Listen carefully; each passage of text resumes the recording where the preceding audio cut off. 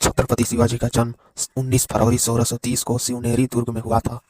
उनके पिताजी का नाम शाहजी भोंसले और वह एक शक्तिशाली सामंत भी थे। छत्रपति शिवाजी महाराज की माता का नाम जीजाबाई था। जाधव कुल में उत्पन्न असाधारण प्रतिभाशील महिला थी। कम उम्र में छत्रपति शिवाजी महाराज का शादी हुआ। सोयराबाई का विवाह छत्रपति शिवाजी महाराज से कम उम्र में हुआ 1660 ईस्वी में हो गया। छत्रपति शिवाजी महाराज के दो बेटे भी थे, संभाजी महाराज और राजा राम।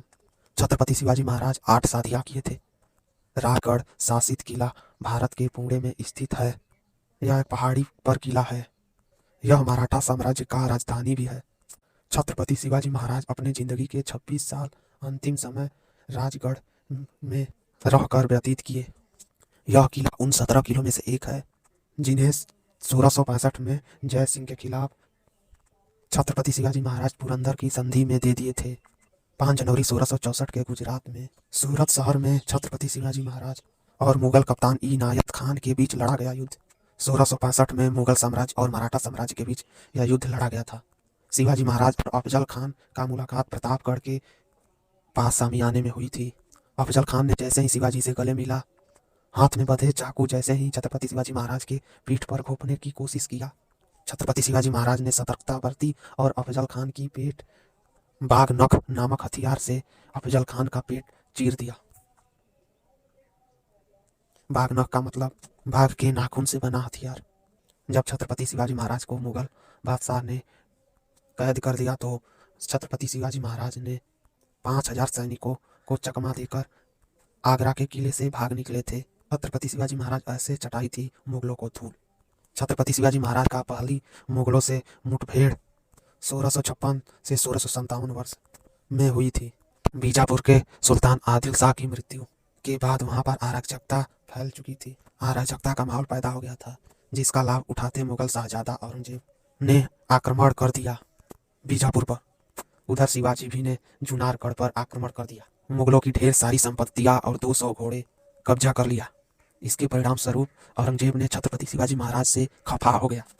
जब बाद में औरंगजेब अपने पिता को कैद करके शाहजहां को गद्दी पर बैठा मुगल सम्राट बना, तब तक पूरे दक्षिण में छत्रपति शिवाजी महाराज पूरे ध्वज के साथ जीत चुके थे।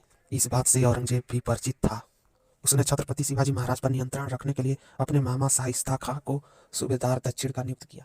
शाइस्ता खां ने 1.5 लाख की फौज लेकर सुपन और चौकेन के दुर्ग पर अधिकार करते हुए मावल पर खूब लूटपाट किया। छत्रपति शिवाजी महाराज को जब मावल पर लूटपाट की पता चली, तब उन्होंने बदला लेने के लिए अपने 350 मावलों के साथ उन्होंने शाइस्ता खां पर हमला बोल दिया। इस हमले में शाइस्ता खां अपना जान बचाकर भागने में कामयाब रहा, लेकिन इस क्रम में अपना 4 अंगुलियां उसको खोना पड़ा। बाद में औरंगजेब ने शाहजादा मुअज्जम को दक्षिण का सूबेदार नियुक्त किया। इसके बाद छत्रपति शिवाजी महाराज 1674 तक इन सभी प्रदेशों पर अधिकार जमा लिया था जहां मुगलों का राज था। फिर उन्होंने पश्चिमी महाराष्ट्र में स्वतंत्र हिंदू स्वराज और राष्ट्र की स्थापना की। इसके बाद अपना राज्याभिषेक कराना चाहा। इसके लिए ब्राह्मणों ने उनका विरोध किया और क्षत्रिय होने का प्रमाण मांगा। जब उनका क्षत्रिय होने का पुख्ता प्रमाण मिला, तब उनका रायगढ़ में राज्याभिषेक हुआ, उनका राज तिलक हुआ। राज्याभिषेक के अवसर पर ब्राह्मण शिवाजी ने अपने वजन के बराबर तौलकर सोना ब्राह्मणों को तुला दान किया। 1680 में छत्रपति शिवाजी महाराज को घुटनों में दर्द उठा और इसके साथ उनको पैरों में सूजन होने लगी और तेज बुखार भी होने लगा। इसके चलते 7 दिन में ही 3 अप्रैल 1680 को स्वर्गवास सिधार गए।